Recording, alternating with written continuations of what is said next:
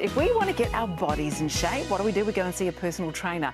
Well, in Perpetual Guardian Money Matters today, we're chatting to the finance world's equivalent. Good morning, Charlotte, and you've brought someone in who can help us with our financial health. Well, I certainly have. Today I have brought Hannah McQueen. Her business is enableMe. It's been around for 8 years. She's written a book and everything, and personal financial training is what she does. She's the expert in the field. Well, Hannah, good morning to you. Good morning. I must say, you're looking very super nanny today. So I'm channeling the command. Now, we're familiar with mortgage brokers and financial planners. What exactly does a financial personal trainer do? Well, if you go to a gym, you have a personal trainer, and people who would use a personal trainer might be someone who's unfit, maybe a little bit sluggish or overweight, through to those who are athletes and they have a coach to get the very best out of them. Yeah. We do it from a financial perspective. So some of our clients are financially sluggish, some of them are just starting out, some of them are financially fit, but all of them are capable of getting ahead faster than what they currently are doing, and they use us to do. So you're not just going to sort of stand over me and yell at me to do more press-ups and things? Don't spend the money on the coffee! Yeah, well, sometimes you go to a personal trainer, right, they tell you things that you might know you need to do, but you actually need someone to keep you accountable, to actually make you turn up to the gym in the first place, through to they're going to unlock and use all their smarts and their intellects to get you fitter faster. It's the same from a financial perspective. Absolutely. So talk me through the psychology of spending. I mean, why do we spend? How do we spend?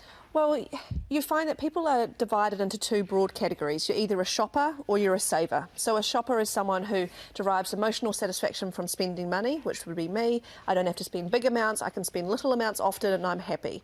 And a saver is someone who's naturally tight, happy to go without because they get pleasure from their savings growing.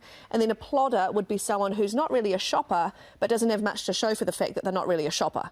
Okay. So you kind of fit into one of those categories. And shopper. I'm definitely a shopper. Yeah. I wish I was a saver. What about men and women? Do they spend differently? Yeah, females do tend to spend little amounts often, whereas guys can be quite tight on a day-to-day basis, but when they find the thing they want to buy, they feel quite justified. And if they've done a smidge of research behind it, they feel more justified.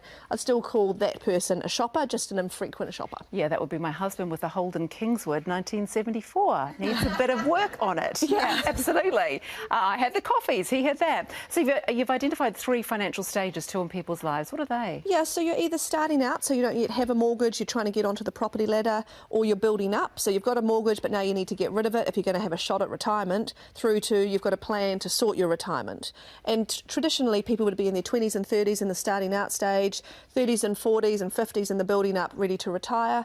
Now we're kind of 20 years later, so a whole generation later we're getting started, and what happens is that people can be moving along but then they get this financial Mack truck event, and they're back at the beginning, they've just got half the amount of time to get to where they needed to be. Okay. So I guess we deal with the reality, and a lot of people with finances, they assume that if you just spend less than you earn, you're going to be okay, and it's like, yeah, but how hard is that? Because that's like telling me if you want me to lose weight, I just need to exercise more and eat less. It's like, I get it. I know that, yeah. But who's going to tell me? Who's going to make me or support me to do that? And yeah, that's the space that we work in. Well, you've given us a whole lot to think about, Hannah. Charlotte, thank you both so much for coming in today. Excellent advice, Hannah from enableMe. And Charlotte, we'll see you next week in Perpetual Guardian Money Matters.